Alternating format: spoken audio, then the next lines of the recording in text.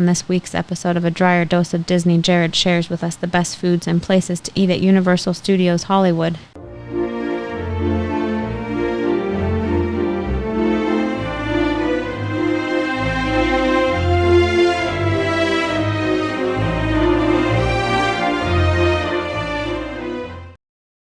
Welcome to another episode of A Dryer Dose of Disney. I'm your host, Jared Dryer, and today we are on episode 4 of our 11-part series where we are taking you through the Disney and Universal parks and talking about the best foods at the park and the best places to eat.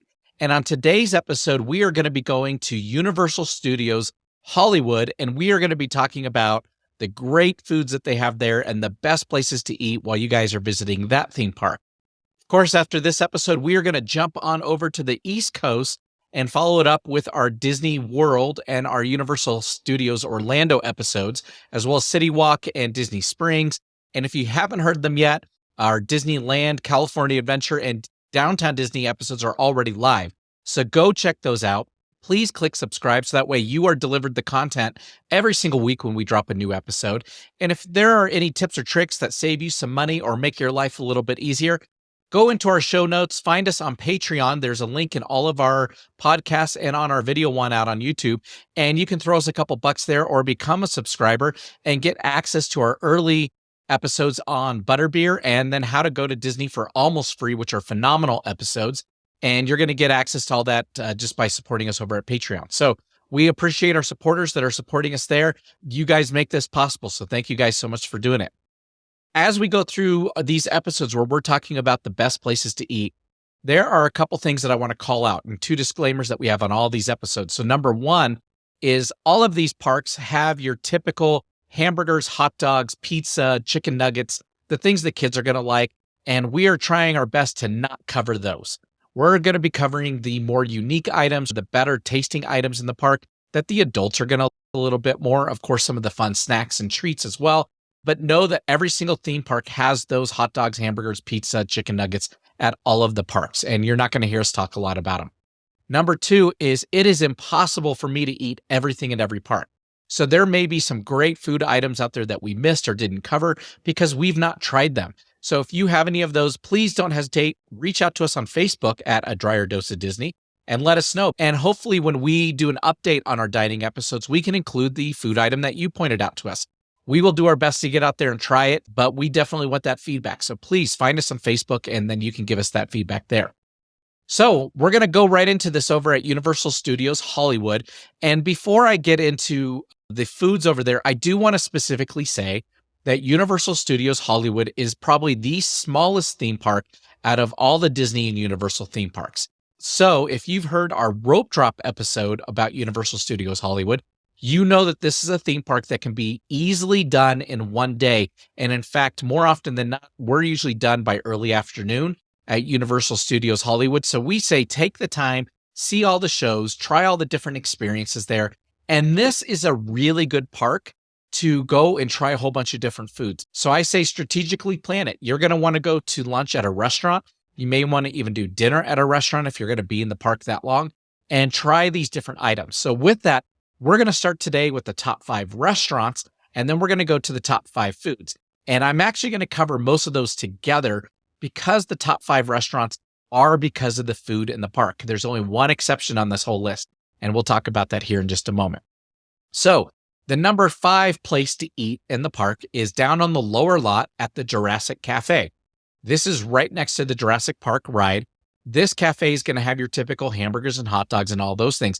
What we really there is the citrus glazed chicken over at the Jurassic Cafe. So this is a rotisserie style chicken. The meat is just falling off the bone. It's great flavor. Like I said, like a rotisserie chicken that's very well seasoned. And it is a good break from your normal park type food that is very sugary and a lot of carbs. The citrus glazed chicken at Jurassic Park is phenomenal, hands down. So we definitely recommend that if you are looking for that healthier choice in the park that's going to have really good flavor. So down at the lower lot, down by the Jurassic Park ride. So that is our number 5 restaurant and our number 5 meal. Our number 4 restaurant is up on the upper lot in the center. It's called Mel's Diner. It is a 50 styles diner, and they actually have this at both Universal Hollywood and Orlando. And their item there, again, now they're going to have a lot of the hamburgers, just like anywhere else, but they have a barbecue brisket sandwich that is really good. So if you like those smoked meats, they've got a barbecue brisket sandwich at Mel's Diner, which is our go-to item at that place. That is phenomenal. So we definitely encourage you to do that. And that is our number 4 recommendation for both restaurant and places to eat. Our number 3 is over at Cletus's Chicken Shack, which is in Springfield, USA, which is the Simpsons land. And in Cletus's, they have chicken and waffles. And their chicken and waffles, if you've never had chicken and waffles, is really good because it mixes savory and sweet. So you're going to have these waffles with the fried chicken on top. You're going to put your maple syrup on there, cut them up, eat them together. You get the savory of the chicken and the seasoning of the chicken combined with sweet of the syrup and the waffle. And it is just really good food. So we've had that one at least 4 or 5 different times. My daughter and I love chicken and waffles, so we always try to stop and get that. But over there at Cletus's Chicken Shack in Springfield, that is our number 3 place and our number 3 food. Next, I'm going to share with you our number 2 place, and I'm going to tell you our number 2 food, which is just actually a few feet away, and it's not in the same restaurant, but it is the same style of food. So our number 2 place at Universal Studios Hollywood is Cocina Mexicana, and this is right up top over in what I like to call the triangle. It is between the Harry Potter World, Springfield, USA, and then the down escalators that go down to the lower lot. So over in that area, not too far from where the animal actors are in their show. But Cocina Mexicana has some great tacos over there. We absolutely love those. They also have great nachos. That, though, leads me to my number 2 food, which is actually a few feet outside of Cocina Mexicana, and that is Bubble Man's Taco Truck, which is part of the Simpsons land. So there's a little food court area up there in Simpsons land. There's a food truck right there, and that's the Bumble Man's truck. He has nachos there, and those nachos are phenomenal. We love going and getting those actually as a snack versus a meal, and we will sit down for a couple minutes. This is usually when we're coming back up from the lower lot. If we're moving really quickly through our day and we're looking for a snack or something quick to eat, maybe we want to get a drink and get out of the sun for a minute, we will head over to Bumble Man's truck. We will go get some food and go sit down with a couple sodas and share those nachos from Bubble Man. So that's our number 2 place and our number 2 food. Though they're both Mexican food, they're just right across the way from one another. Those are both great options. That brings me to the number 1 place to eat and the number 1 food at Universal Studios Hollywood, and that is the 3 Broomsticks over in the Harry Potter land over at Hogsmeade. The best food there is the ribs and chicken, or you can even get what's called the Great Feast that can feed multiple people that will have the ribs and chicken on that platter together. So the ribs and chicken, now again, very similar to the Jurassic Cafe and this citrus glazed chicken, is this chicken over at the 3 Broomsticks, which is another rotisserie style chicken that's very well seasoned. It comes with little potatoes and stuff, and it's very good. Of course, I'm a ribs guy. I absolutely love ribs. And so I always get the ribs and chicken combo. And that is a great meal that you can have yourself. Or if you even wanted to, you could share it with somebody else. We also recommend whenever you're there, and this did not make our top 5 snacks. And the reason it didn't make our top 5 snacks is because it's difficult to get as a snack item, meaning you have to go into the restaurant and order in the restaurant to get this, is their apple pie over there at the 3 Broomsticks. This comes in a little small tin like the old pot pies used to, and it's filled with the apples and the crumbles on top. It's got raisins in there, and that pie is phenomenal. That is one of the best desserts in the entire park. But again, you have to go into the restaurant to order it. So we recommend when you go to the 3 Broomsticks, get the ribs and the chicken or the Great Feast, since it comes with those, and get the apple pie to go with it. Now, of course, no meal at the 3 Broomsticks would be complete without getting a butterbeer, but we're going to hold that for a second because that is on our top 5 list because you can get it outside of the restaurant. So we will come back to that in just a moment. But those are our top 5 places to eat and our top 5 meals. Going now into our top 5 snacks. If you've heard our other episodes or if you know me at all personally, you know that I love to snack. I'm a grazer. I am somebody who When I walk around the parks and I see a stand, I'm going to walk over, check it out. And if something looks good, I'm going to buy it. I'm going to share it with my family. So I'm not eating a ton. I'm going to break up something that's little and share it between 3 people. But that's how I get a lot of mileage through the parks and get to try a lot of great foods, which we absolutely love. So these are the top 5 snacks that I have picked up as we've gone through Universal Studios Hollywood. And in fact, this first one is out in City Walk on your way in, and they have it both in Hollywood and in Orlando, and that is Voodoo's Donuts. If you have not had a Voodoo's Donuts, those are phenomenal. My personal favorite is the Grape Ape, and they have really cool, unique themes on their names, and the flavors are really good. My wife loves the maple bacon bar, which is really good. Like I said, I like the Grape Ape, which has some nice frosting with some grape seasoning on top. There are a lot of great things there. So Voodoo Donuts is a great place to stop on your way into the park, but Voodoo's Donuts is a great place to go. Once you're in the park, my number 4 is going down to the Studio Scoop, which is on the lower lot. So you're going to go down all the escalators, and there's 3 rides down there. You have Jurassic World, you have the Revenge of the Mummy, and you have Transformers, the ride 3D. And between them all, over towards Transformers is where the Studio Scoop is, which is an ice cream shop, but they have shakes there, and their shakes are really good. In fact, my favorite there is the S'mores shake, which has the marshmallow and the chocolate and the graham cracker and all that. And it is phenomenal. Now, of course, you can also get traditional ice cream. You can get a cone, you can get some other things there, but we do like the Studio Scoop down on the lower lot. My third one is one that my family jokes about that we get almost every single time we go to a Universal park, whether it's Universal Hollywood or Orlando, and that is the Big Pink Donut in Springfield. So in Springfield, in your Simpsons land, they have the Big Pink Donut, which is it's bigger than my head. And like I've said on other episodes, I have a big head. So anytime it's bigger than my head, that's a lot of food.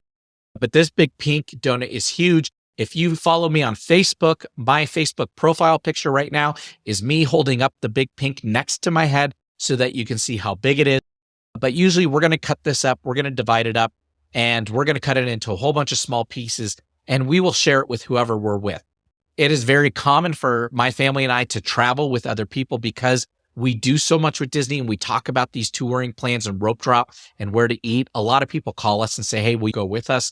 And if we're in that area, then yeah, we will go with them. So Big Pink is something we like to buy and we like to share with a group of people. So it's a great donut. Now, it's just your average raised type donut with just some pink frosting on it. But the size of it is what makes it exciting and makes it fun. So we definitely encourage you, go check out the Big Pink in Springfield next time you're at Universal Studios. That brings us to our number 2 item on the list. And I'm going to tell you our number 2 is something that is highly debatable. People want it to be number 1. I will tell you the reason that I did not make it number 1, and that is butterbeer. And butterbeer is phenomenal in the park. Now, the reason I didn't make it number 1 is there are 2 types of butterbeer that you can get at the carts, and there is a third type you can get in the restaurant, and this is why it's not number 1. The 2 types at the cart are the liquid, just a normal drink style butterbeer that has the liquid butterbeer at the foam topping. The second one is the better, in my opinion, which is the frozen butterbeer with the same foam topping on top. We have tried both the liquid version and the frozen version, and everyone we've talked to, everyone that's been with us, everyone that I've ever encountered that has had the frozen and the liquid has agreed the frozen is better. It tastes better, the consistency's better, it holds the foam topping a little bit better, and it just feels more refreshing than the traditional liquid, which tends to go a little too quick, meaning that when it's frozen and you're drinking it up the straw, it takes a little while to consume that beverage, which makes it a little bit more enjoyable. Where if it's just the normal drink, you could drink it really quick, and then it's all of a sudden gone. However, those are the 2 that you can get at the carts or in the traditional areas out at Harry Potter. The one you can't get at the carts that you actually have to go inside the restaurant to get is the hot butterbeer. And if you have not had hot butterbeer, you have been missing out. This is better than the other 2 combined, hands down. And it is like a butterscotch steamer. So if you're familiar with steamed milk, steamer type of drinks that you can get at Starbucks or somewhere else, it is like a butterscotch steamer with that same foam topping. And it is just so sweet and so good. The hot butterbeer is definitely something you want to drink on a cold day. And in Anaheim or out in Hollywood, you're going to have some more opportunity to drink that than you would in Orlando, which is traditionally much more hot and humid than California. When you're out there and it's a cooler day, there's been a lot of times we've been in jackets or been in jeans. You want to go into the Three Broomsticks. You want to order yourself a hot butter beer, probably even with that apple pie, and go sit down and enjoy that with your family and share, because the hot butter beer is absolutely phenomenal. But because it's not available at the carts, that's why it is in my number 2 position. Now, if you like butterbeer, a shameless plug, out on our Patreon page, we do have our episode about how to make homemade butterbeer. And I will tell you, I have tried probably 30 different recipes for homemade butterbeer, and they all missed it. Every single one of them missed it. And you could not get the good quality home butterbeer that you could get at the parks. We took a whole bunch of those recipes. We mixed and matched them. We combined some of the best things from some of them with Margaritaville Margarita Machine and made a frozen version. And I will tell you, we nailed it. This butterbeer recipe that's available on our Patreon site, so if you support us there, you get free access, is exactly what they sell in the park, with one caveat. We believe ours is slightly sweeter, just a little bit. And so, in fact, my daughter, all of her friends, they like our home version better than they do the park version because it is just a touch sweeter. But you want to go listen to that episode. It's not a tough recipe, but it's the amounts, it's the quantities that you put things in there that really hit a home run with this recipe and really replicate what is found in the parks, which is what a lot of the other recipes miss, is they are doing things in incorrect proportions. So it becomes too heavy on one side. So too much cream soda versus not enough butterscotch and vice versa. You definitely want to go check that out. But that's our number 2, which now brings me to our number 1 best thing in the park. And that is also at the Hogsmeade Harry Potter area. And that is called a cauldron cake. And these are your typical lava chocolate cakes. They are available in the shops there. These cauldron cakes are served warm with the hot chocolate drizzle in the middle, and they are absolutely to die for. They are so good. I would recommend do not eat a cauldron cake while drinking a butterbeer. That is way too much sugar. That'll put you on overload. Do consume them one after the other and probably get some water or milk to go with that cauldron cake because it is very sweet. But that is by far the best treat in the park over at Universal Studios Hollywood. So with that, we've taken you through the 5 best restaurants, the 5 best snacks over there in the park. Our I can do this all day tip of the day. I'm going to come back to what I told you guys at the beginning. Take your time at Universal Studios Hollywood. It is a small park. You are going to be able to get through this park very quickly, easily within one day, and you're going to have plenty of time to do everything you want to do, ride all the rides, and see all the shows. So take your time, go through the shops, go through the restaurants. If you want to get that hot butter beer and that apple pie, go take some time and go sit in the Three Broomsticks for a little bit, have some food there, explore the restaurant and get that ambiance and that atmosphere. And then, hey, go down to the lower lot, do those rides, maybe go to Jurassic Cafe. Maybe you guys all split the citrus glazed chicken down there, but go get a shake over at Studio Scoop, come back up, go see a couple shows, go over and do the Minions ride. They have Minions food over there. None of that made our list, but they have banana-based foods over there because the Minions love bananas. And that's a fun area. And they've got a little fair area with little kid rides if you have little kids. Explore this area. And when you're done and you come out, go explore City Walk. Our favorite place to eat at City Walk, again, this isn't on top 5 places to eat, but our favorite place is Bubba Gump's Shrimp Company. So we like to hit Bubba Gump's whenever we've got extra time. But there's really cool shops over at City Walk, including a comic book store, Popcornopolis. If you've never had Popcornopolis, they've got some great gourmet popcorns. You've got Voodoo Donuts that we've already talked about, and a lot of other really cool places over there. Universal Studios Hollywood and City Walk is a really cool island in downtown Hollywood where you're going to get the theme park experience, some great food, and you're going to have some great fun, and it can all be done very easily in one day. So the tip of the day, take your time, enjoy it. Enjoy your family, enjoy your friends, and just really interact with one another at this park because you're going to have the extra time. You don't have to run around as much. We hope you have a great day. Join us for our next episode as we hop back out to the East Coast and start with our Orlando parks and start telling you guys about the best places to eat over there. We'll talk to you later. Bye-bye.